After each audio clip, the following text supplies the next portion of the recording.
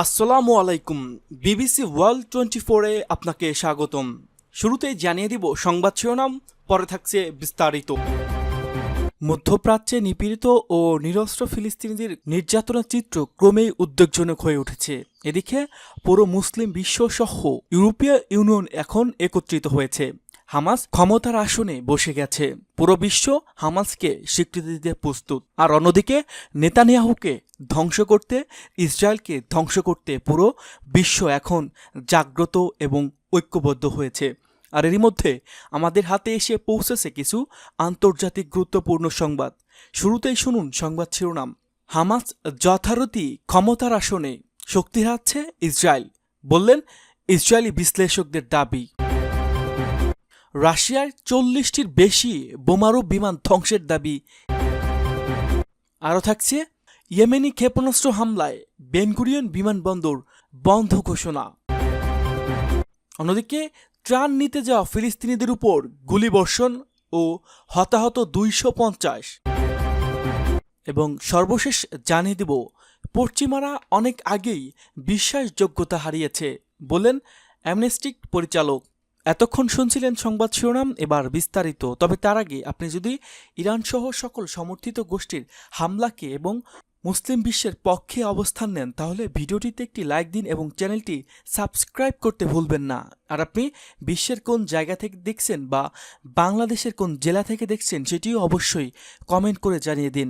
আপনার মতামত আমাদের কাছে গুরুত্বপূর্ণ। হামাস যথারীতি ক্ষমতার আসনে, শক্তি হারাচ্ছে ইসরায়েল। ইসরায়েলি বিশেষজ্ঞদের দাবি, ইহুদিবাদী কিছু কর্মকর্তা ফিলিস্তিনি প্রতিরোধ গোষ্ঠী, বিশেষ করে হামাসের উপর অভূতপূর্ব চাপ সৃষ্টির কথা বললেও বিভিন্ন দৃষ্টিভঙ্গি প্রকাশ করেছেন ইসরায়েলি মিডিয়া বিশ্লেষকরা। তারা বলছেন হামাস দৃঢ়তার সঙ্গে প্রতিরোধ চালিয়ে যাচ্ছে। ভেঙে পড়া কিংবা আত্মসমর্পণের কোনো লক্ষণ তাদের মধ্যে নেই। মধ্যপ্রাচ্য বিষয়ক মার্কিন বিশেষ দূত স্টিভ উইটকফের প্রস্তাবে বিশ্বাসে হামাসের সাম্প্রতিক প্রতিক্রিয়ার জবাবে ইসরায়েলি ইয়েদিয়াত আহরনাত পত্রিকার বিশ্লেষক ওভি ইয়াসাখরফ বলছেন, হামাসের প্রতিক্রিয়া থেকে বোঝা যায় ইসরায়েলের দাবির কাছে মাথা নত করে হামাস যে তীব্র চাপের মধ্যে রয়েছে তা পতনের কাছাকাছি, এমন কোনো লক্ষণ তাদের মধ্যে নেই। ইরানি সংবাদ মাধ্যম ইসানার প্রতিবেদন অনুযায়ী ইসরায়েলি বিশ্লেষক স্বীকার করে বলেছেন, আত্মসমর্পণ বা অস্ত্র হস্তান্তরের কোনো ইচ্ছাই হামাসের মধ্যে দেখা যায়নি। এ প্রসঙ্গে ইসরায়েলি দৈনিকটির আরেকটি বিশ্লেষক আসাব মেয়াদিনী দখলদার ইসরায়েলের অভ্যন্তরীণ পরিস্থিতিকে অত্যন্ত নাজুক বলে বর্ণনা করেছেন। তার ভাষায়, সমস্যা হলো ইসরায়েল আর মাসের পর মাস ধরে চলা অচলা ব্যবস্থা সহ্য করতে পারছে না। দেশটির এখন সামরিক ক্ষেত্রে দক্ষিণ ও উত্তরাঞ্চলে পুনর্গঠন কাজ, অভ্যন্তরীণ রাজনৈতিক টালমাটাল পরিস্থিতি, পশ্চিম চাপ প্রভৃতি চ্যালেঞ্জের সম্মুখীন। রাশিয়ায় 40টির বেশি বোমারু বিমান ধ্বংসের দাবি ইউক্রেনের। রাশিয়ায় সাইবেরিয়া অঞ্চলে 4টি সামরিক ঘাঁটিতে বড় ধরনের ড্রোন হামলা চালিয়েছে ইউক্রেন। এতে রাশিয়ার 40টির বেশি যুদ্ধবিমান ক্ষতিগ্রস্ত হয়েছে বলে দাবি করেছেন ইউক্রেনের একজন নিরাপত্তা কর্মকর্তা। নিজেদের ভূখণ্ড থেকে কয়েক হাজার কিলোমিটার দূরে ইউক্রেনের ড্রোন হামলার বিষয়টি স্বাধীনভাবে যাচাই করা যায়নি। তবে ড্রোনগুলো ইউক্রেন থেকে ছোড়া হয়নি, বরং নিশানায় থাকা রুশ সেনাঘাঁটির আশেপাশের এলাকা থেকে ছোড়া হয়েছে বলে জানা গেছে। হামলায় ক্ষয়ক্ষতির বিষয়টিও স্বাধীনভাবে যাচাই করা সম্ভব হয়নি। সোমবার তুরস্কের ইস্তানবুলে রাশিয়া ও ইউক্রেনের মধ্যে পুনর্নির্ধারিত শান্তি আলোচনার আগ মুহূর্তে এ হামলাকে উস্কানি হিসেবে দেখছেন বিশ্লেষকরা। বার্তা সংস্থা এএফপিকে ইউক্রেনের ওই নিরাপত্তা কর্মকর্তা বলেন, রণক্ষেত্র থেকে অনেক দূরে অবস্থিত শত্রু ঘাঁটিতে হামলার লক্ষ্য নিয়ে বড় ধরনের বিশেষ অভিযান চালাচ্ছে ইউক্রেনের নিরাপত্তা বাহিনী। নিষেধাজ্ঞা সাইবেরিয়ার বেলায় বিমান ঘাঁটিতে আগুন ধরেছে বলেও জানান তিনি। নাম প্রকাশ না করার শর্তে ইউক্রেনের এই কর্মকর্তা বলেন, ইউক্রেনের অভ্যন্তরীণ গোয়েন্দা সংস্থা এসব হামলা পরিচালনা করছে। একযোগে 4টি রুশ সামরিক বিমান ঘাঁটিতে আঘাত হানা হয়েছে। ইয়েমেনি ক্ষেপণাস্ত্র হামলায় বেনগুরিয়ন বিমানবন্দর বন্ধ ঘোষণা। ইয়েমেন থেকে ক্ষেপণাস্ত্র ছোড়ার পর তেল আবিব ও জেরুজালেমে বিমান হামলায় সাইরেন বেজে ওঠে। সে সঙ্গে তেল আবিবে বেন গুরিয়ন আন্তর্জাতিক বিমানবন্দরে সব ফ্লাইট বাতিল করা হয়েছে। রোববার সন্ধ্যায় এক প্রতিবেদনে এ তথ্য জানিয়েছে ইসরায়েলি গণমাধ্যম টাইমস অফ ইসরায়েল। সংবাদ মাধ্যমটি দাবি, ইয়েমেন থেকে ছোড়া একটি ক্ষেপণাস্ত্র বেন গুরিয়ন বিমানবন্দরের দিকে যাচ্ছিল, তবে সেটিকে মাঝপথে প্রতিহত করা হয়েছে। অন্য সংবাদ মাধ্যমগুলোর বরাতে মেহের নিউজ জানিয়েছে, নতুন এই ইয়েমেনি ক্ষেপণাস্ত্র হামলার ফলে তেল আবিবের বিস্ফোরণের শব্দ শোনা গেছে এবং বেন গুরিয়ন বিমানবন্দরে ফ্লাইট চলাচল সাময়িকভাবে স্থগিত করা হয়েছে।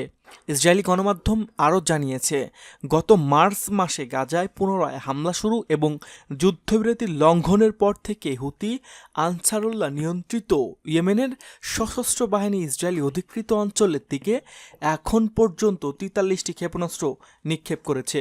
এর মধ্যে গত মাসে একটি হাইপারসোনিক ক্ষেপণাস্ত্র হামলায় বেন গুরিয়ন বিমানবন্দরের বাইরে ব্যাপক ক্ষয়ক্ষতি হয় এবং 6 জন আহত হন।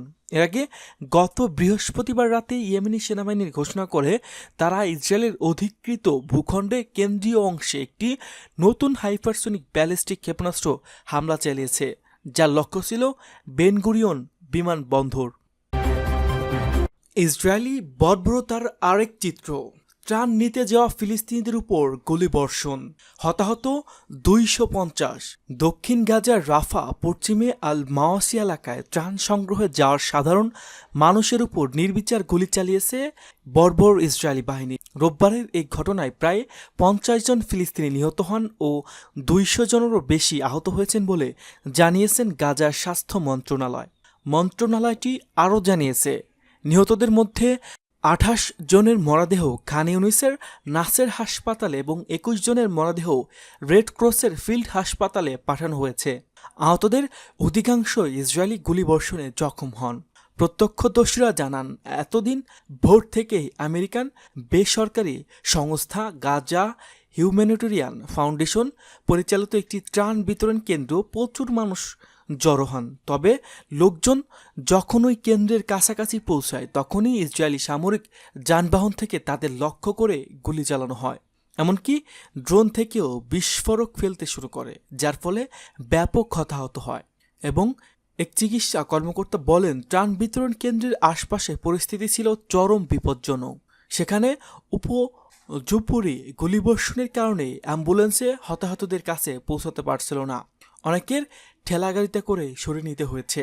একই সময় গাজার কেন্দ্রস্থলে নেটজারিম করিডোরের কাছে আরেকটি আমেরিকান ত্রাণ কেন্দ্রের দিকে আসা সাধারণ মানুষের উপর ইসরায়েলি সেনারা গুলি চালায় বলে জানান আরও কয়েক প্রত্যক্ষদর্শীরা।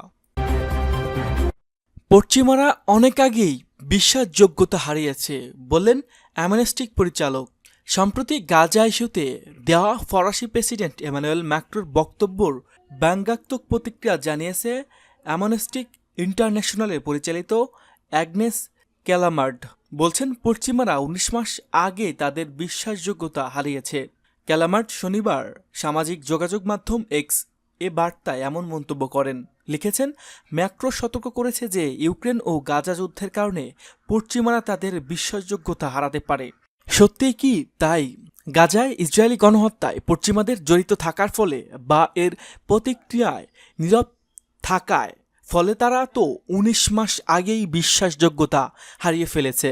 অ্যামনেস্টি পরিচালকের মতে সেই বিশ্বাসযোগ্যতা পুনরুদ্ধার করার জন্য শব্দের চেয়ে অনেক বেশি কিছুর প্রয়োজন। এদিকে ব্রিটিশ সরকার তাদের 6টি অস্ত্র কারখানায় 1.5 বিলিয়ন পাউন্ড ব্যয় করবে এবং যুক্তরাষ্ট্র থেকে পারমাণবিক অস্ত্র বহন ও নিরপেক্ষ নিক্ষেপ করতে সক্ষম যুদ্ধবিমান কিনবে বলে জানিয়েছে রয়টার্স। এক প্রতিবেদনে বলা হয়েছে, ব্রিটেনের প্রতিরক্ষা মন্ত্রণালয় জানিয়েছে তারা যুক্তরাজ্যের তৈরি 7,000 দূরপাল্লার অস্ত্রও কিনবে। ব্রিটিশ প্রতিরক্ষা সচিব জন হিলার মতে, ইউক্রেনের সঙ্গে রাশিয়ার যুদ্ধ থেকে শেখা কঠিন শিক্ষা তাদেরকে এই শিক্ষা দিয়েছে যে সামরিক বাহিনীকে আরও শক্তিশালী করে তুলতে হবে।